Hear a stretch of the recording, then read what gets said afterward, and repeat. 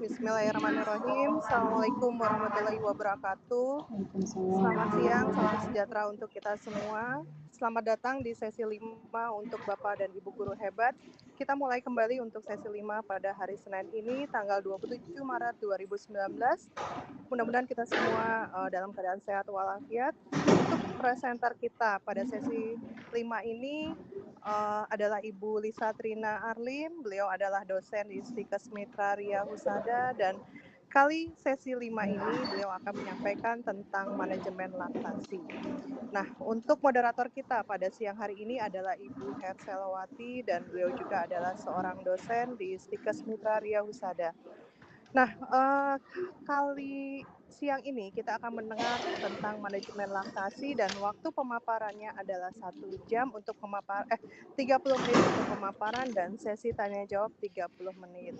Nah, kita bisa belajar bagaimana manajemen laktasi, bagaimana trik-triknya jika pada ibu bekerja untuk tetap menyusui bayinya, sehingga masalah-masalah seperti yang tadi pagi sudah disampaikan bahwa anak yang tidak mau minum susu ataupun ibu yang menolak untuk memberikan ASI, ini kita bisa mendengar solusinya. Baik, untuk mengefisiensikan waktu saya serahkan kepada moderator Ibu Herselawati untuk memandu jalannya diskusi siang hari ini. Silahkan Bu Selo. Baik, terima kasih Imelda. Bu Imelda Diana Kasih. Mari kita akan mulai ke present kita yang kali ini yang akan dibawakan oleh Bu Trina Arlim.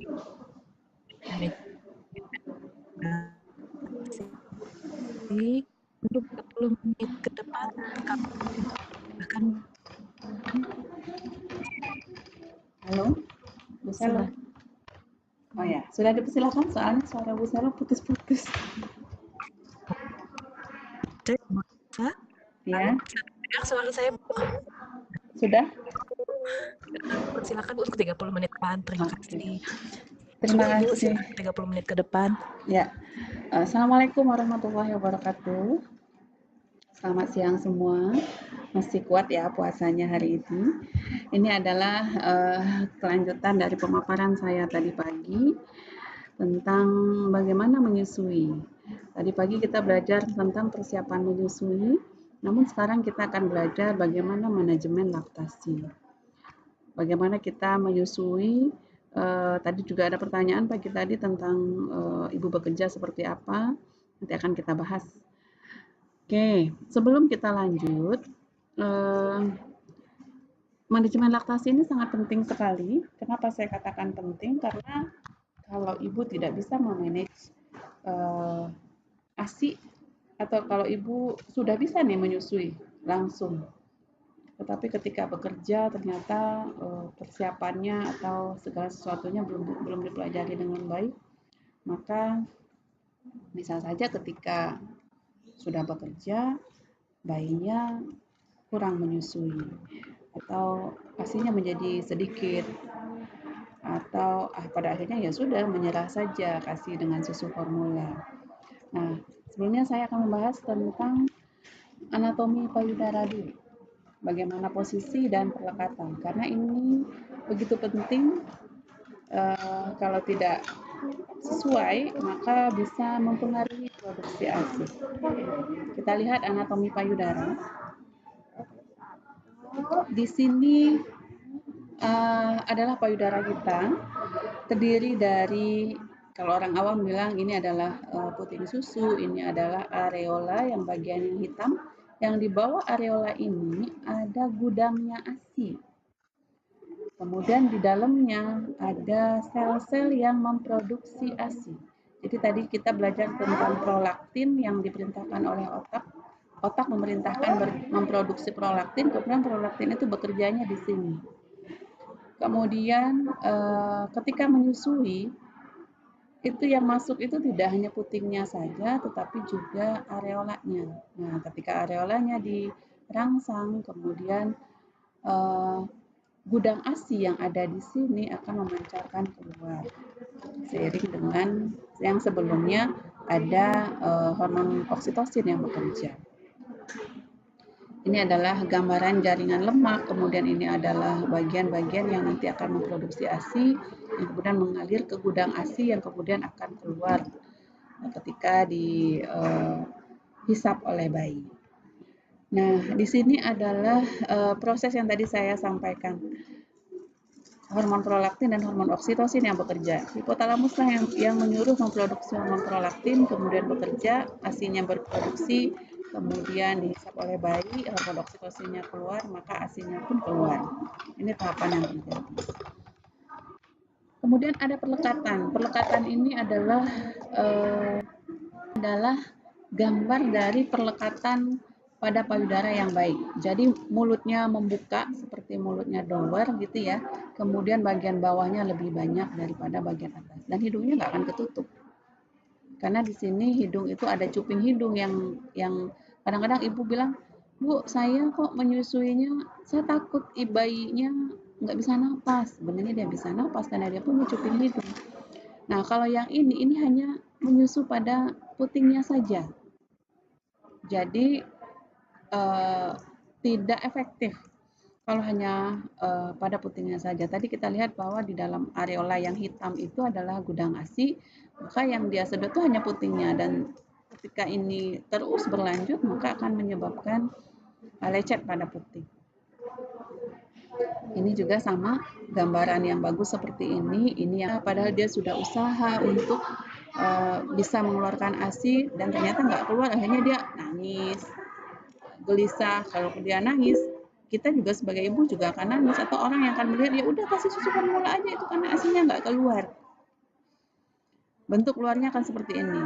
Maka perhatikan posisi perlekatan, itu sangat penting dalam proses menyusui. Nah, ini adalah yang bagus. Ini telinga, bahu, pinggangnya itu akan membentuk garis lurus. Sementara kalau ini bayinya menoleh. Jadi kalau dia noleh ini justru nggak bagus, malah yang dia sedot adalah hanya puting susunya saja. Nanti kita lihat posisinya. Ini posisi menyusui. Nah, bagaimana kita tahu bayi bisa menyusui dengan baik dengan teknik yang benar? Bayinya akan tampak tenang. Kalau tadi puting susunya aja dia akan gelisah karena ASINya nggak keluar. Kemudian badan bayi menempel pada perut ibu, sisi badan bayi membentuk garis lurus, mulutnya terbuka lebar seperti mangap gitu ya, mulutnya mendower keluar. Kemudian dagu menempel pada payudara ibu dan sebagian areola masuk ke dalam mulut ibu. Berapa lama dan frekuensi menyusui? Sebaiknya menyusui itu tanpa dijadwal, jadi semaunya bayi. Maunya kapan ya harus menyusui. Kemudian harus diingat juga biasanya pada bayi baru lahir dia lebih banyak tidur daripada bangun. Jangan sampai dia kelamaan tidur akhirnya nggak menyusui. Kalau dia nggak menyusui berarti tidak ada perintah untuk memproduksi prolaktin karena ASINya tidak kosong. Jadi pada bayi-bayi awal biasanya kita bangunkan 2 jam, 3 jam maksimal itu sudah kita bangunkan, kemudian kita susui.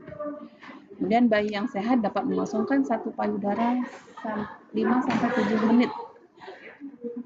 Dan ASI dalam lambung akan kosong dalam waktu 2 jam. Itulah kenapa kita membangunkan bayi ketika bayinya sudah tidur selama 2 jam.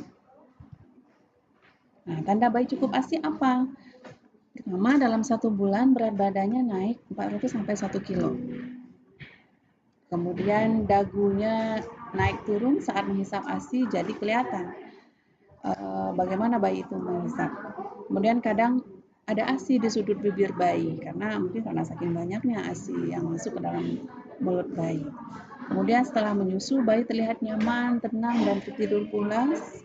Kemudian pada ibu payudaranya akan terasa kosong, kempes. Kemudian bayi itu minimal 1 kali sehari warna BAB-nya, kemudian perutnya warna kuning cerah. Tapi ini tidak menjadi patokan karena kadang-kadang anak ASI itu seminggu ada yang enggak BAB. Itu enggak menjadi masalah karena memang tidak ada yang dibuang dari ASI-nya.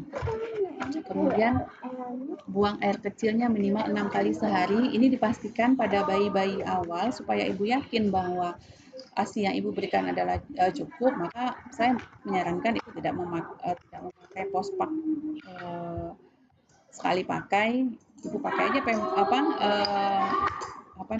popok bayi kain yang biasa, dalam sehari habis berapa, itulah patokan ibu untuk patokan bayi ini cukup ASI atau tidak.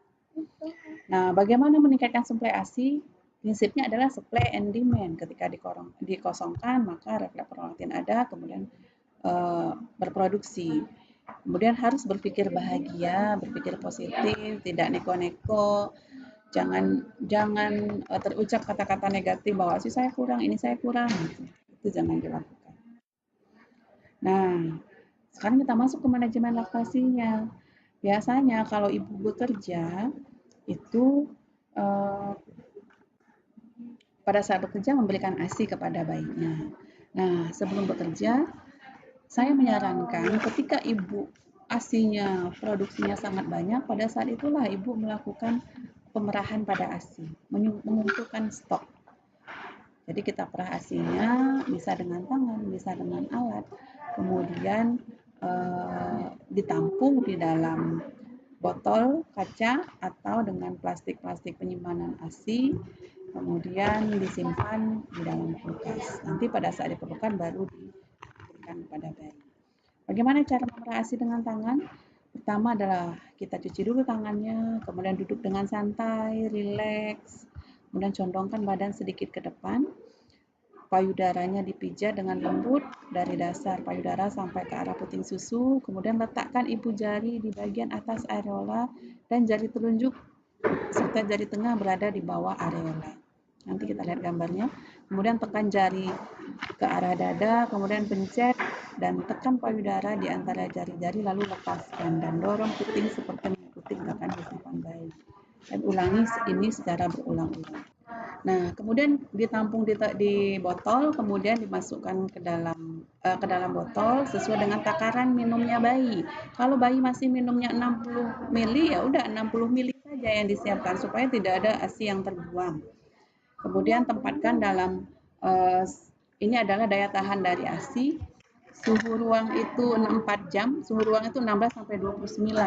Kalau kita sekarang suhu ruang itu mungkin lebih dari 29, artinya daya tahannya nggak akan sampai 4 jam. Kemudian kulkas yang biasa itu 2 sampai 3 hari. Kalau kulkas yang 1 pintu bisa 2 minggu di freezernya. Kalau kulkas 2 pintu di freezernya bisa 3 sampai 4 bulan. Tapi kalau kita punya kulkas khusus seperti kulkas es krim itu bisa tahan 6 bulan. Kalau kita di kantor tidak ada kulkas, kita boleh menyediakan cool box yang sudah dikasih es pendingin dan ini tahan 24 jam.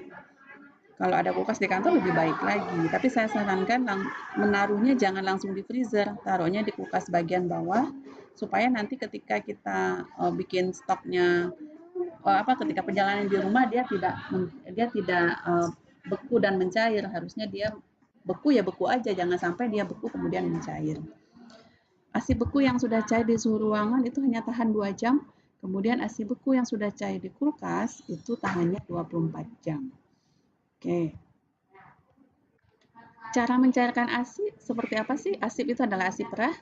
Pindahkan ASI perah beku ke kulkas bawah selama 1 malam sebelum digunakan. Artinya gini, kalau besok ibu mau bekerja nanti malam, ASI yang ada di freezer yang sudah beku turunkan ke kulkas yang bagian bawahnya sehingga pagi-pagi itu sudah cair. Tapi jangan dikeluarkan dulu, dikeluarkannya ketika nanti ibu akan memberikan pada bayi. Kemudian cairkan dengan mengalirinya di bawah keran air. Itu bisa dilakukan atau rendam di mangkuk yang berisi air hangat. Kalau airnya sudah dingin ganti lagi. Kemudian sampai ASI-nya benar-benar mencair. Atau gunakan botol warmer yang sekarang sering dijual. Naikkan suhu secara bertahap dan jangan lebih dari 40 derajat. Ini 40 derajat Celcius karena ASI-nya bisa rusak. Nah, ASI yang sudah mencair tidak boleh dibekukan lagi. Nah, sekarang ada yang dijual di pasaran ini namanya soft cup. Jadi ininya lebih lembut, ASI-nya kita masukkan ke sini, kemudian ketika dimasukkan ke mulut bayi, ini tinggal dipencet kemudian keluar. Ini harganya mahal ya, cukup mahal lah untuk ukuran kita, dan ini bisa dibersihkan. Nah, selanjutnya ada beberapa tantangan menyusui. Yang pertama adalah nursing strike yang baiknya kalau nyusui itu nungging dengan berbagai posisi. Itu sebenarnya tidak ada masalah, cukup kita saja yang menyesuaikan dengan keinginan bayi karena masa menyusui itu tidak akan terulang kembali. Kemudian payudara bengkak mungkin karena tidak dikeluarkan. Nah, payudara bengkak ini kalau tidak dikeluarkan nanti akan menyebabkan bendungan. Pada bendungan bisa menyebabkan mastitis, radang, dan bahkan juga bisa menyebabkan abses. Kemudian puting susunya berdarah. Ini bisa terjadi karena posisi menyusuinya, perlekatannya tidak baik, menyusuinya pada puting. Atau bayinya bingung puting, karena bayi diperkenalkan dengan botol dot. Jadi diberikan ASI sih ASI, tapi ASInya ditaruh di botol kemudian disusukan. Jangan sampai bayinya bingung puting, karena kalau bingung puting ya bayinya tidak mau lagi menyusu langsung dengan kita. Ketika bayi tidak mau menyusu langsung dengan kita, maka produksi ASI akan menurun. Nah, tadi juga sudah saya simpulkan bahwa di sesi pagi bahwa kunci keberhasilan menyusui itu adalah adanya niat dan yakin menyusui dengan keras kepala. Yakin menyusui dengan keras kepala. Siapkan diri, suami dan keluarga, kemudian cari petugas kesehatan yang pro dengan ASI, dan jika ada masalah silakan hubungi konselor laktasi. Saya kembalikan ke moderator.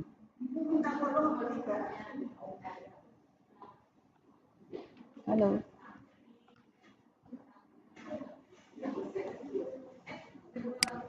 Halo.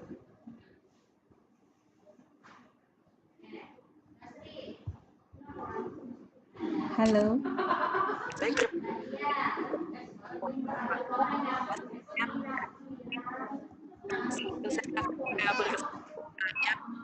Bu Selo, saya tidak mendengar suara Bu Selo dengan jelas.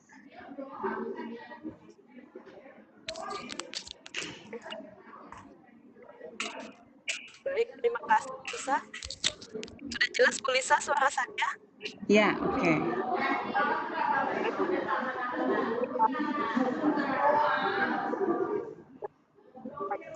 Saya nggak bisa dengar, Bu. Mohon maaf.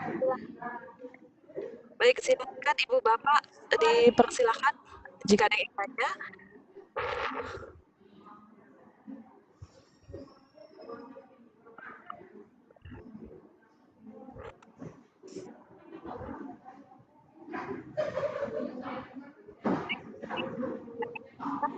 Kami silakan.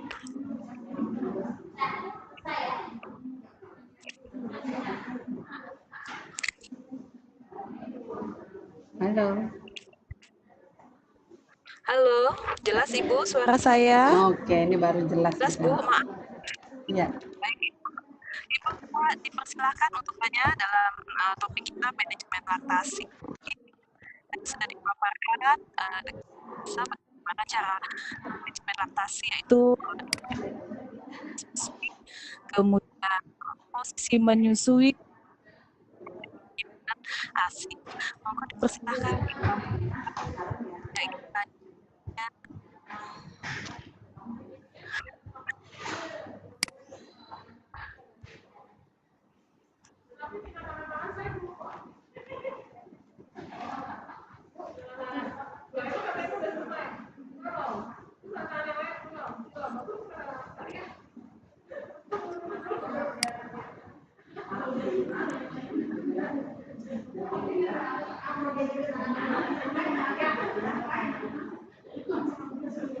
Ada ingin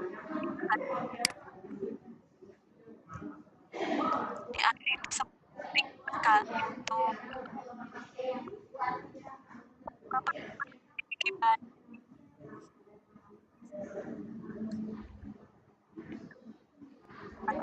masih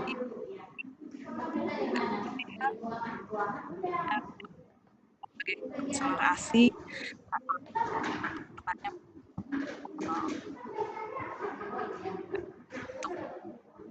cara mengatasi.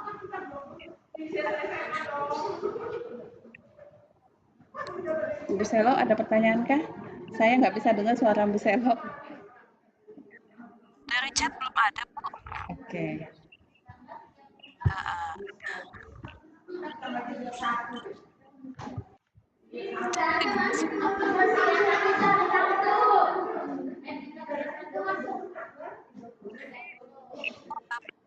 Mungkin ada yang tanya.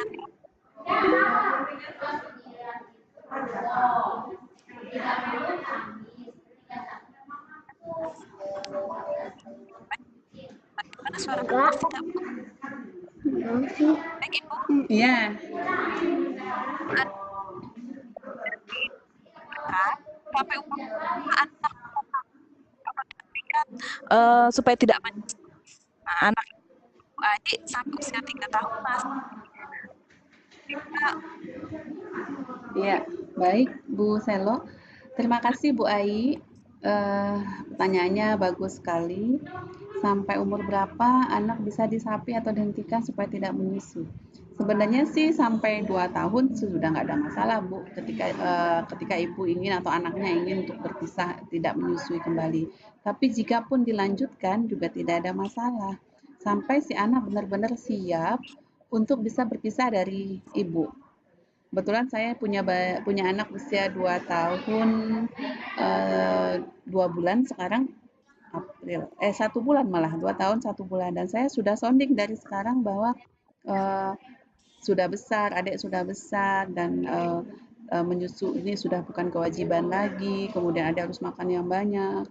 Jadi sudah disampaikan supaya dia tidak kaget ketika sudah berhenti menyusui. Dan alhamdulillah ini sekarang dalam seminggu ini mungkin baru sekali dia menyusu karena ingat mau nenen gitu.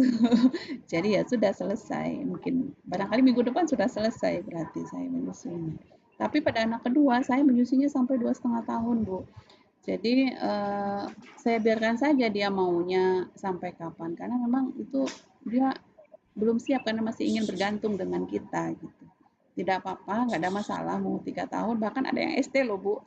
Tapi itu kan tidak menjadi kewajiban, hanya keinginannya dia. Mungkin dia rindu dengan suasana menyusuinya pada saat bayi. Barangkali itu jawabannya Bu. Iya, baik. Terima kasih, Lisa. Bagaimana Bu Adi? Oke, baik. Jadi boleh Bu 2 tahun ataupun lebih. Untuk selanjutnya ada yang ditanyakan lagi.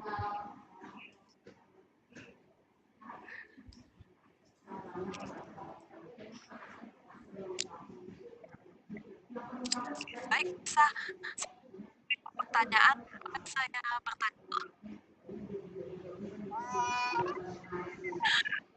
Mungkin dari Bu Lisa tips-tips supaya lancar Bu.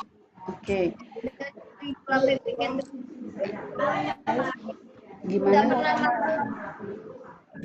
Gimana Bu Selo? Kemarin gimana? Coba aja pakai itu deh. Baik Bu, ada pertanyaan saya bertanya. Kenapa Bu Selo? Maaf, suaranya kurang jelas. Dan yang lain nanti aku mau minta. Ada yang ditanyakan? Siapa ya Bapak yang baru? Mohon maaf Bu, saya nggak bisa dengar suaranya.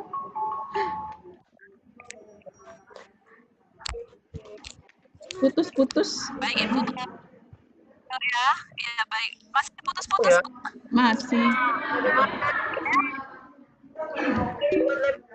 Lebaran masih jauh Lebaran. Ya, silakan Ibu moderator mau bertanya. Ya, Bu. Bu, tidak Bu. Ya. Ya, gimana Bu? Apa yang mau ditanyakan? Sambil menunggu ya Bu. Oke. Menunggu pertanyaan. Ini Bu, mungkin dari Bu Lisa ada Bu tips-tips bagaimana cara memperbanyak ASI Bu atau memperlancar ASI. Terima kasih Bu Lisa.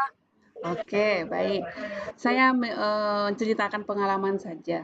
Jadi saya ketika anak pertama sudah gagal menyusui, walaupun hanya sampai 6 bulan itu dicampur dengan susu formula, ketika anak kedua saya sudah bertekad untuk benar-benar menyusui. Jadi pada usia hamil 20 minggu, saya sudah menyiapkan segala sesuatunya. Nah, ketika sudah lahir, saya memang keras kepala menyusui sampai pada suatu waktu bayinya lahir kemudian kuning dan saya cari donor ASI supaya memang bayi itu tidak terkena susu formula gitu ya. Kemudian setelah menyusui sudah merasa aman, menyusui dan tenang, usia bayi 2 minggu, minggu ketiga lah barangkali itu saya sudah mulai stok ASI. Jadi stok ASI itu untuk persiapan saya bekerja. Jadi ASINya dipompa. Waktu itu saya pakai pompa, tidak mau menggunakan tangan. Ini pernah pakai tangan tidak, tapi menggunakan alat.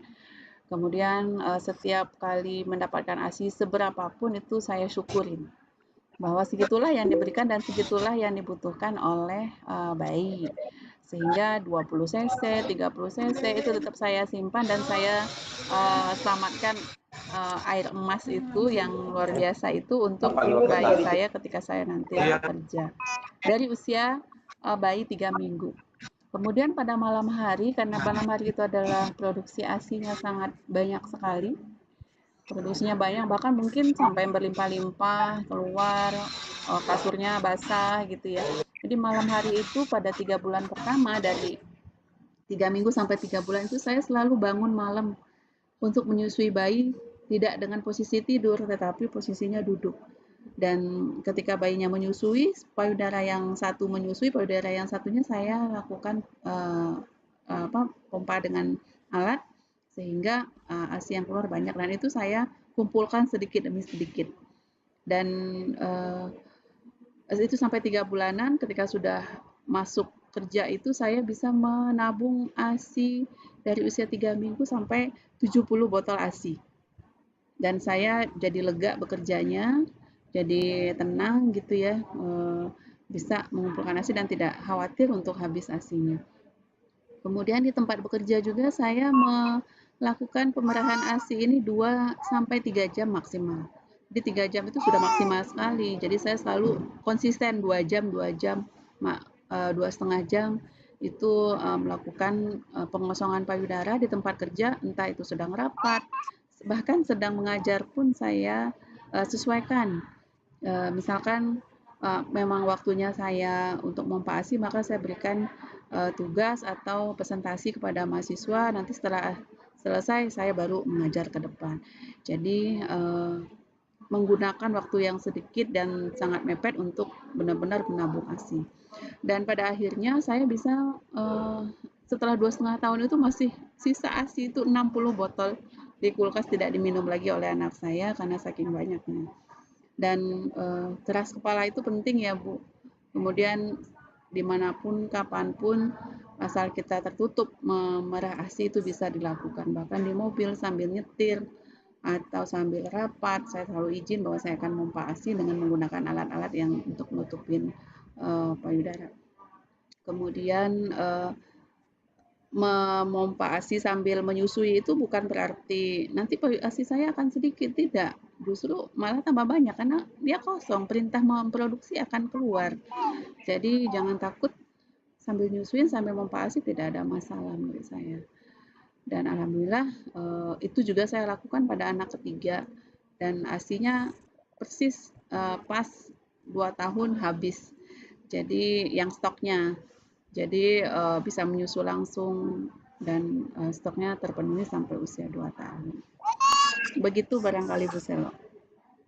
Terima kasih banyak atas tips-tipsnya, mungkin bisa tipsnya oleh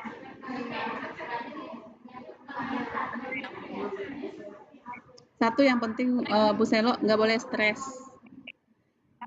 Stres sama pekerjaan, stres sama kegiatan sehari-hari, stres sama anak, stres sama kerjaan rumah, misalkan cucian numpuk nggak ada yang bantuin gitu, tidak boleh seperti itu. Iya Ibu, harus nikmat ya, dinikmati. supaya oksigen ya Bu ya, sehingga prolaktinnya juga meningkat. Oke. Mungkin dari peserta berikutnya yang ingin bertanya masih kami Kak. Ibu-ibu bapak ada yang dari pengalaman bertanya.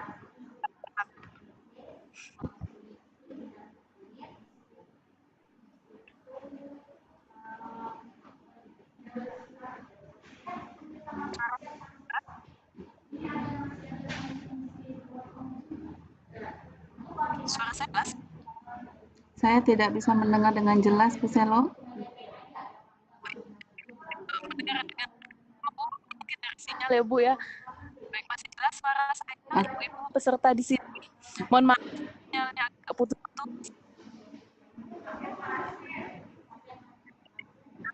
Tadi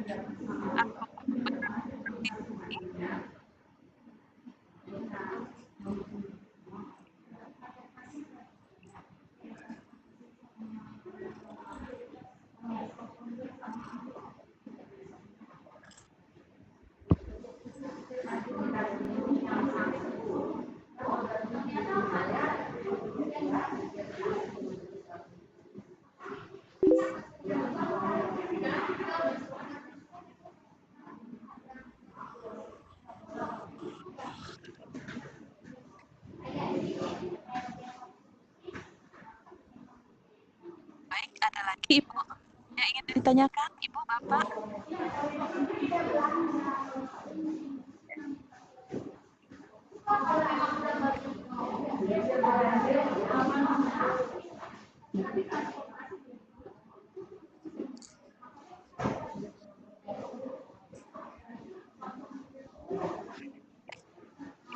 Cek.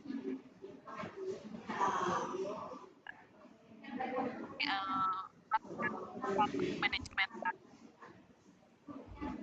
Apakah masih ada yang ingin ditanyakan atau lagi pengalaman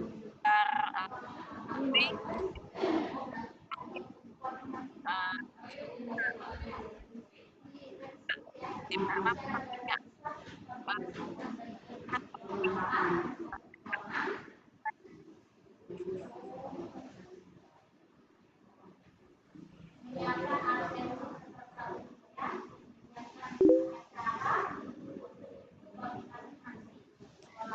tulisan. Iya, Bu. Ada yang ingin ditanyakan Bu dari Pak Rahmat? Ini Ibu barangkali. Oh, Ibu. Saat sui bayi, kenapa ya Bu? Bisa jawab. Oke, Ibu Uripa, terima kasih atas pertanyaannya. Mesti dilihat Bu, putih-putihnya itu seperti apa. Biasanya kalau bayi yang menyusui ASI itu jarang Bu ada putih-putih, kecuali memang dia terkontaminasi oleh kuman, sehingga menyebabkan putih-putih itu semacam sariawannya kita lah yang dewasa. Nah, kalau putih-putih pada bayi yang disusui dengan susu formula itu akan lebih sering terjadi putih-putih itu, karena memang mungkin pencucian botolnya, kemudian airnya itu bisa menyebabkan sariawan putih-putih itu terjadi. Jadi saya rasa kalau bayi ASI jarang sekali terjadi itu, kecuali kitanya yang nggak bersih gitu, atau puting susunya nggak bersih. Kemudian dia pegang mainan, masukkan ke mulut, kemudian terkena kuman, seperti itu Bu. Jawabannya jarang sekali bayi ASI yang ada putih-putih. Oke, terima kasih. Bu, untuk bayi yang menyusui.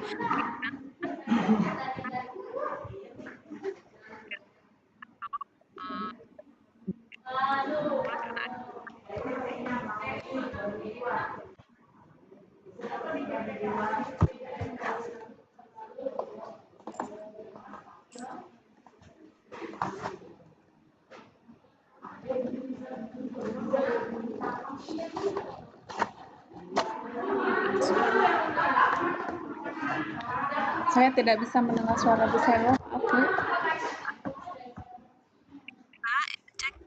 Dengar Bu suara saya? Ya, pas terdengar, tapi ujung-ujungnya lama-lama kecil lagi gitu.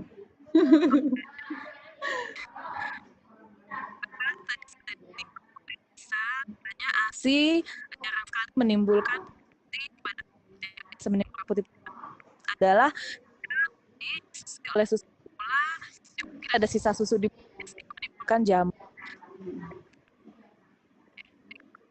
Mana Bu? Jawabannya apa bisa di Sudah dijawab tadi bukannya?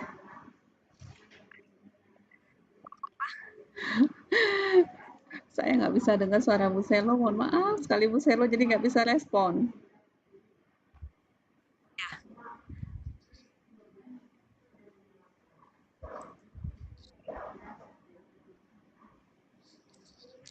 cek? Ya, cek. Suara saya terdengar tidak Bu? Ya, terdengarnya iya, tapi lama-lama nanti hilang lagi. Mungkin sinyalnya bergelombang barangkali Bu.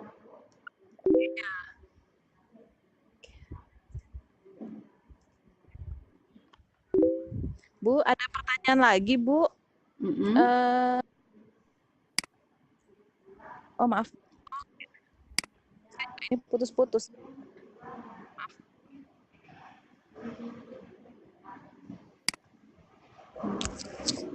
Baik, ada pertanyaan mati Bu.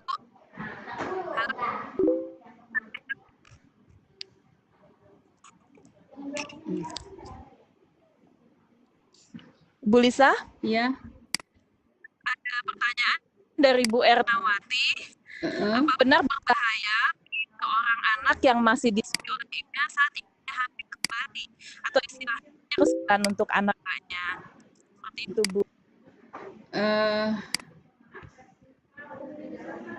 Tidak ada masalah Bu untuk ibu-ibu yang hamil kemudian menyusui.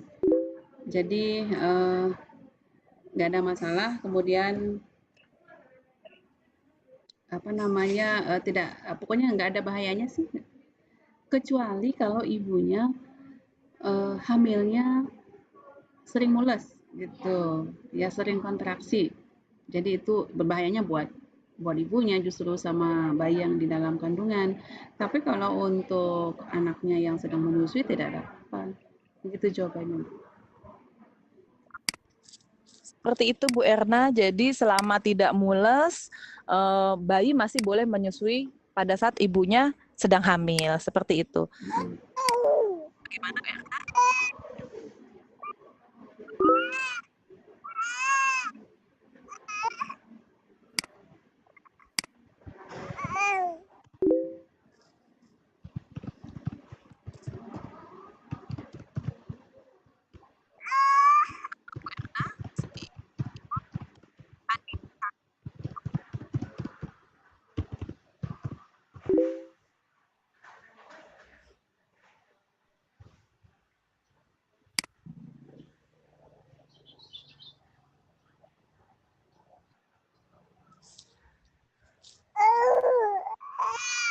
Oke.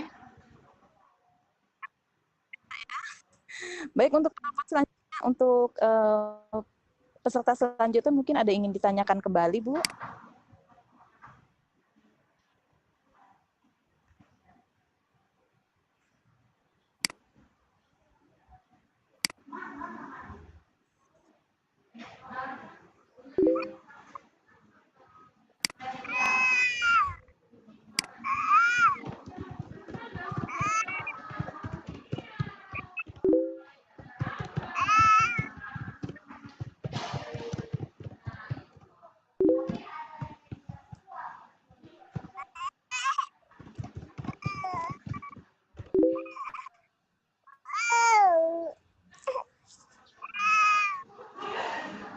Oke.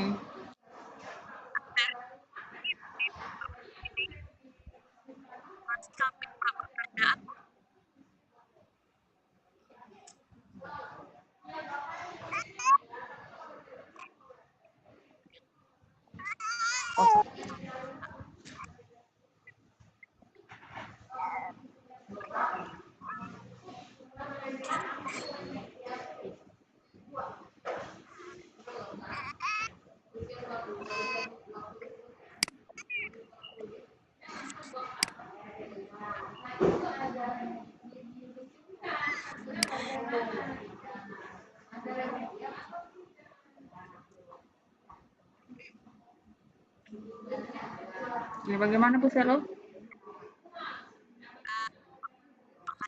Ibu, Mohon maaf Bu Selo, saya tidak bisa mendengar suaranya. suara saya? Nah, suara sayanya terdengar. Kalau tadi enggak. Baik, sepertinya tidak ada pertanyaan Ibu dari peserta. Terima kasih atas pertanyaan dan jawaban serta masukan dari Ibu. Kami Kenapa Bu? Kesimpulan, saya menyimpulkan. sudah tidak ada pertanyaan lagi dari Bu Lisa, mungkin bisa diberikan kesimpulan, Bu. Terima kasih Bu Selo. Jadi intinya adalah menyusui itu sangat penting dan harus diperjuangkan. Jadi karena kita ingin anak kita sehat, cerdas, untuk generasi bangsa yang lebih baik, kemudian berat badannya tumbuh dengan baik, kemudian dia tidak mengalami keterlambatan baik dari sisi pertumbuhan dan perkembangan, maka menyusui ini harus diusahakan, harus digiatkan. Dengan cara apa? Dengan cara pertama kita harus niat. Dengan niat yang tulus pasti ada jalan. Kemudian kita yakin bahwa kita mampu menyusui, kemudian kita menyusui dengan keras kepala, tidak peduli dengan apa yang disampaikan oleh orang lain atau mitos-mitos yang jelek yang disampaikan oleh orang lain, tetap percaya diri bahwa saya mampu menyusui, kemudian siapkan diri, suami dan keluarga untuk mengetahui banyak hal tentang menyusui, karena dari mereka lah semua kita mendapatkan support dan dukungan, kemudian kita cari provider yang pro-ASI, tenaga kesehatan yang pro-ASI, dan supaya kita berhasil menyusuinya. Kemudian jika ada masalah, silakan hubungi konselor laktasi di sekitar Anda yang bisa memberikan solusi dari masalah-masalah menyusui yang didapatkan. Barangkali itu kesimpulannya, Bu. Terima kasih. Assalamualaikum warahmatullahi wabarakatuh. Terima kasih Bu Lisa. Oke. Baik, terima kasih Bu Lisa untuk kesimpulan kali ini. Waktu dan tempat kami kembalikan lagi ke host. Terima kasih. Dari saya mohon maaf buat banyak kekurangan. Ya, terima kasih Bu Selo dan Bu Lisa yang sudah tadi memberikan banyak pengetahuan untuk kita bagaimana manajemen laktasi. Baik, karena waktu sudah berakhir, maka mudah-mudahan dengan tadi pemaparan tentang manajemen laktasi kita bisa memberikan sesuatu atau pengalaman yang baru lagi, pengetahuan yang baru lagi, sehingga bisa kita sharing dengan orang lain yang di luar sana. Terima kasih kepada Bu Lisa dan Bu Selo selaku moderator. Dan saya selaku host Imelda Diana mengucapkan terima kasih banyak atas peran serta Bapak dan Ibu guru hebat. Mohon maaf apabila ada kesalahan kata. Saya pamit undur diri. Assalamualaikum warahmatullahi wabarakatuh. Waalaikumsalam.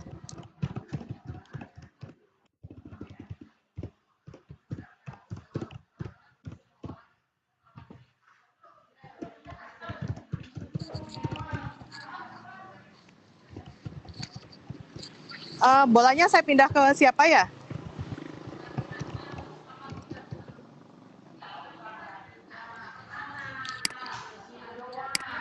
Ibu, bolanya saya pindah ke mana? Bola hostnya?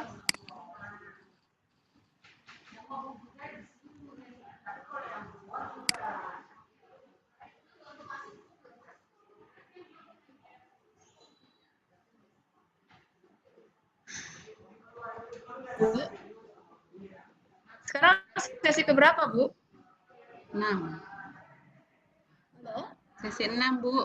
Ke Halo? Bu Dwi ya? Saya ya? Ya. Aduh, saya mohon maaf ini. Ininya ketinggalan laptopnya, jadi buat presenternya PowerPoint-nya mendadak.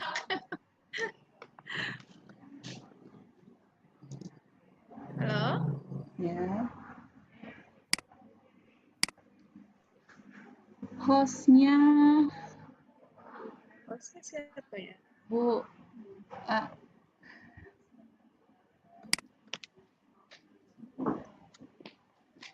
hostnya hostnya Bu Lisa ya. Oh iya, saya ya Bu.